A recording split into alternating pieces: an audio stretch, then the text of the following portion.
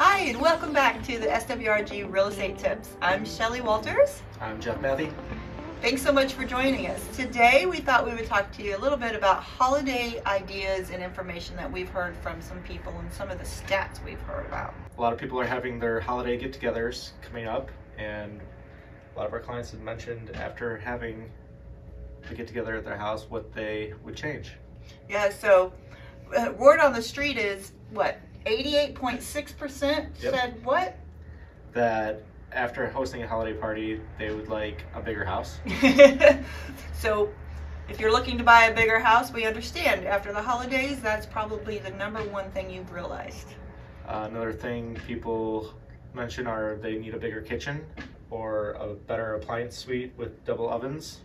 Double ovens and a microwave also that's an oven, so Oh, yeah, the triple ovens. Huge island. Island for all those family members who bring something and say, oh, here, I need to warm this up, and you're like, my whole oven's full, so yep. Another thing is the secondary living space to usher the kids out of sight. So like a basement or a loft or a second formal living room.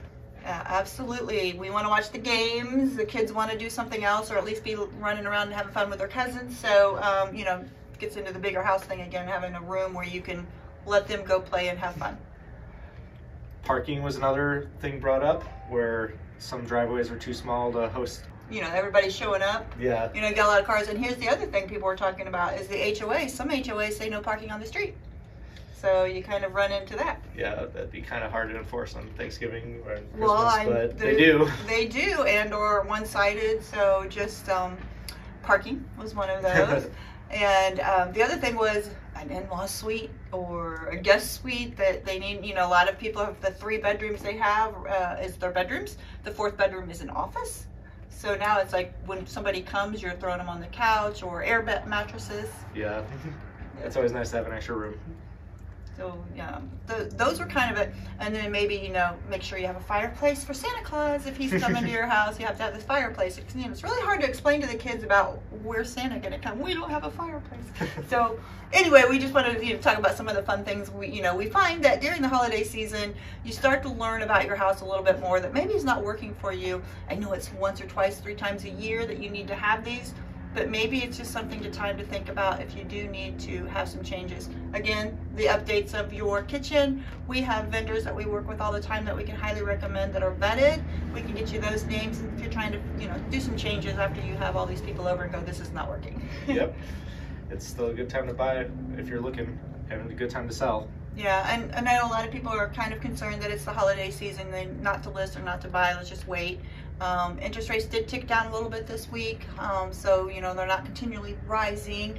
But just so you know, as a seller, if you're thinking about selling your house, this is the time when you have buyers out there. They are extremely serious. There's no tire kickers out there right now. So if you have people coming and looking at your house, they're ready to buy. Yeah, a lot of relocation people are coming in. Companies are hiring for the first quarter. And they do now because they can take that 2 weeks off and they can make sure that they can get in when they're off and start looking at houses. Yep. Buyers, just know inventory is continually going up. It's you know, a good time to buy with having more to choose from. You do not have to make a decision in the street, you know, on the top of the car, write your purchase agreement or anything like that. You can actually go back a couple times and see the house if you need to.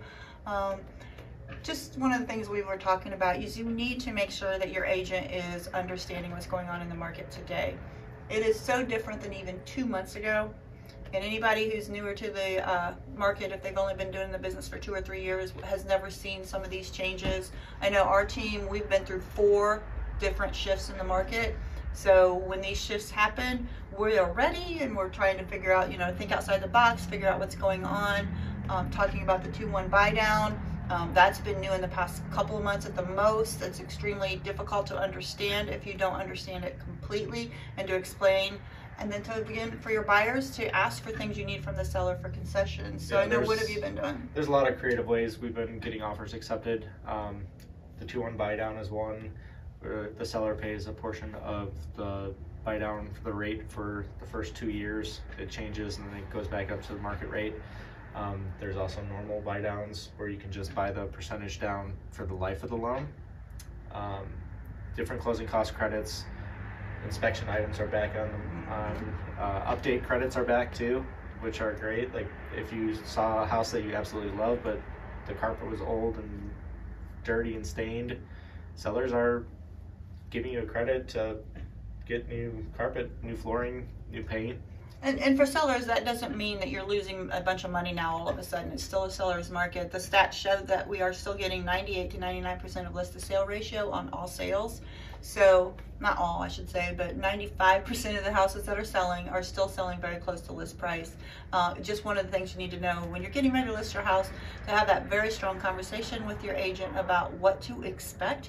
Setting expectations is huge, and just knowing you may be asked to have some concessions like this. The interest rate's a huge one right now, but again, not something you need to throw right in the beginning of the listing, because you could have a buyer who loves your house and is not going to need that stuff, cash buyer, something like that. So don't throw that in with the listing right off the bat. Watch your close or your showings and your feedback, and then be ready for it, and just know that that's something that's normal. It's not just you getting asked to do that. Also, with sellers preparing for their house for the market, a pre-listing inspection goes a long way now. Absolutely. If you can show that your house is already good to go, no problems, no big issues, stuff like that, it makes the buyers a little bit more comfortable.